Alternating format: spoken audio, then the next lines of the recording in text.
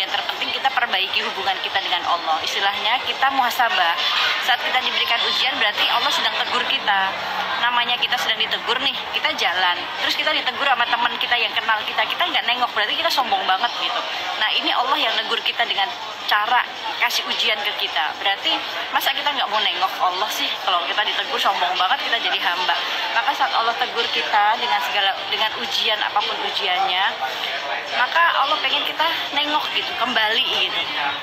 Kembali dengan Allah dengan cara ketaatan yang lebih. Mungkin kita, ya jangan kita bilang, kenapa sih saya diuji, kan saya udah sholat, saya udah sedekah, udah begini. Itu menurut kita, tapi mungkin menurut Allah sholat kita belum benar, sholat kita belum khusyuk, sholat kita belum karena Allah gitu. Jadi perbaiki terus niatan kita, perbaiki terus semua. Kita cuma ngarepin ridhonya Allah. Nanti kalau kita perbaiki hubungan kita dengan Allah, perbaiki hubungannya itu udah baik, udah benar-benar kita mampu dalam diri kita itu kita mengenal Allah gitu, bukan cuma sebatas tahu sama kenal beda ya. Kalau kita tahu ya tahu aja gitu. Saya tahu, misalkan saya menyukai sosok guru saya gitu, misalkan Ustazah saya punya guru Ustazah Amirah Jindan. Beliau guru saya, wanita yang luar biasa, dan saya tahu gitu, saya tahu beliau hanya dari pembicaraan orang-orang kalau beliau begini. Tapi saya cuma sebatas tahu, dan kok saya pengen kenal ya dengan cerita dari orang-orang yang beliau tuh menarik, beliau tuh baik, gini. Kok saya pengen kenal ya, sampai akhirnya saya coba cari tahu pengajiannya gimana, makanan kesukaan beliau apa, beliau tuh seperti apa. Jadi akhirnya cari tahu, begitu cari tahu, sering datang ke majelisnya, akhirnya lama-lama kenal, bahkan sampai diijazahi semua amalan-amalan yang beliau pernah lakuin gitu ya, supaya sanad kita tuh nyambung ke Rasulullah gitu, supaya rantainya nih nggak putus nih gitu.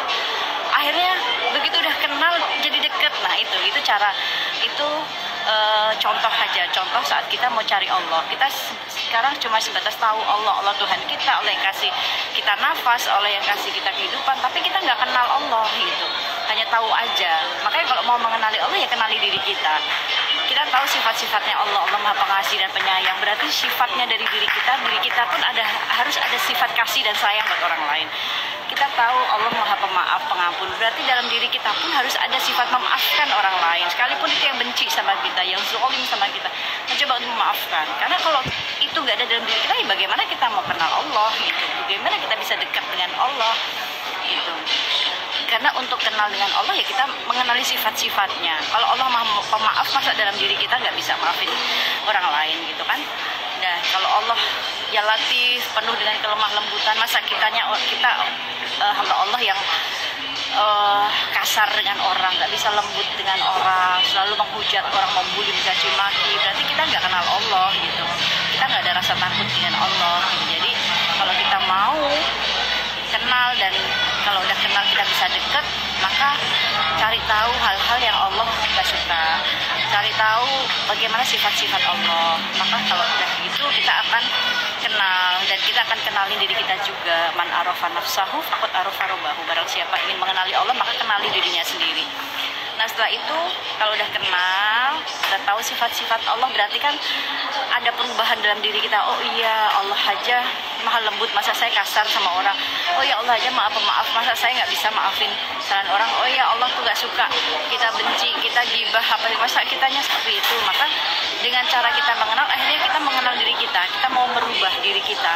Setelah itu baru kita bisa dekat itu karena hati kita sudah tidak mempunyai rasa amarah kepada orang lain, benci, dendam, dengki, segala macamnya. Qalbun salim, hatinya benar-benar kita pautkan ke Allah, kita takut ke Allah gitu. Nah dari situ kita akan dekat dengan Allah dengan cara memperbaiki ibadah kita gitu.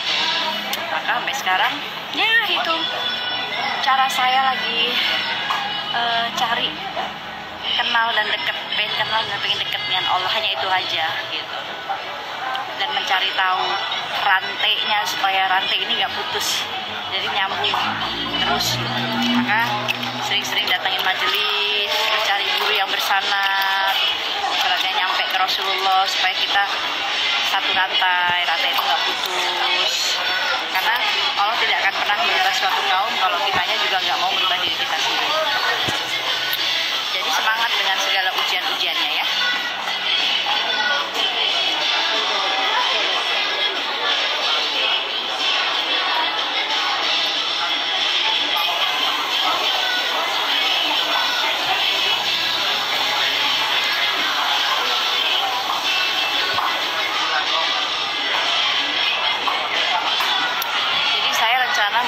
tafiznya itu ada, jadi cerita sedikit ya. Jadi rumah tafiz itu saat itu beliau sama saya, beliau tuh pengen banget kita bikin yuk rumah tahfiz gitu. Jadi anak-anak yatim kita nih yang kita santunin, yang kita perhatiin, mereka tinggal satu sama bareng sama kita gitu.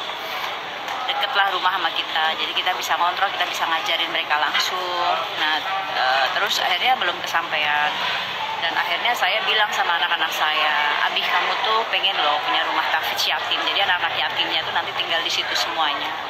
Ya istana kecil lah, istana kecil buat yatim, tinggal di situ. Tapi belum kesampaian, yuk kalau kamu ada uang, kamu ada rezeki, kumpulin, kita sama-sama yuk beli tanah gitu. Terus akhirnya ya alhamdulillah kayak Abizar itu dia terjun di dunia entertain. Ya niatnya cuma itu, dia dapat uang, dia kumpulin, dia taruh, dia sisihin, dimasukin ke rekening yayasan gitu kan. Karena kita sudah daftarkan yayasan itu, majelis taklim saya itu udah ada yayasannya, sudah tercatat di notaris, di bidang udah legal ya, udah dilegalkan, jadi yayasannya udah ada, tinggal tempatnya aja. Nah akhirnya kebetulan di dekat rumah saya itu daerah Cibubur itu ada tanah, sebidang tanah yang itu cuma 1000 meter aja, dan di situ 1 meternya 2 juta. Nah akhirnya di setiap safari dakwah saya mencoba ngajak jamaah untuk mau nggak ikut berdonasi, mau nggak ikut berwakaf, mau nggak ikut sama-sama kita beli kafling di akhirat, di surganya Allah, ya beli sebidang tanah di surganya Allah gitu kan. Apalagi ini buat rumah tahfiz yatim, para penghafal Quran tapi mereka yatim semua, yang setiap bacanya nanti doanya, pahalanya pun nyampe ke kita semuanya. Ya akhirnya alhamdulillah walaupun belum terkumpul, tapi semoga lah kalau segera kasih jalan kemudahan untuk itu gitu ya. Jadi yang mau ikutan wakaf, ada nomor rekening yayasannya, jadi bisa di yayasan di Fatimah Az-Zahra itu juga ada, nanti bisa di DM para pengurusnya. Jadi seperti itu teman-teman semuanya. Jam berapa sih? Jam 2 kurang. Oh, jam 2 lebih.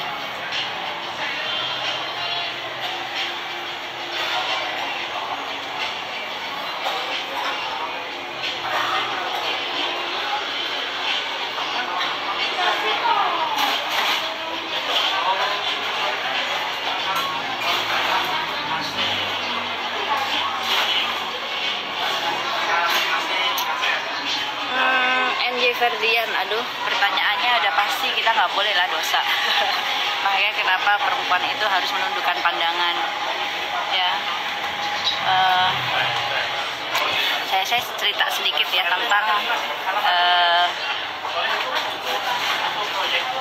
Ummu Aisyah radhiyallahu anha, istri Rasulullah. Jadi di saat Rasulullah dimakamkan, sebelah makamnya itu kan ada makam ayah beliau, yaitu Sayyidina Abu Bakar Siddiq. Karena Rasulullah itu begitu dekat dengan ayah dari istri beliau, ya dekat sekali. Nah, jadi Ummu Aisyah itu sering banget menziarahi makam Rasulullah karena dekat sekali dengan karena makamnya itu ada makam ayahnya, itu Sayyidina Abu Bakar Siddiq. Nah beliau setiap kali ziarah ya auratnya terbuka, maksudnya lebih kepada ya pakaian normal biasa. Tetapi begitu di situ ada makam Sayyidina Umar, nah Ummu Aisyah langsung malu.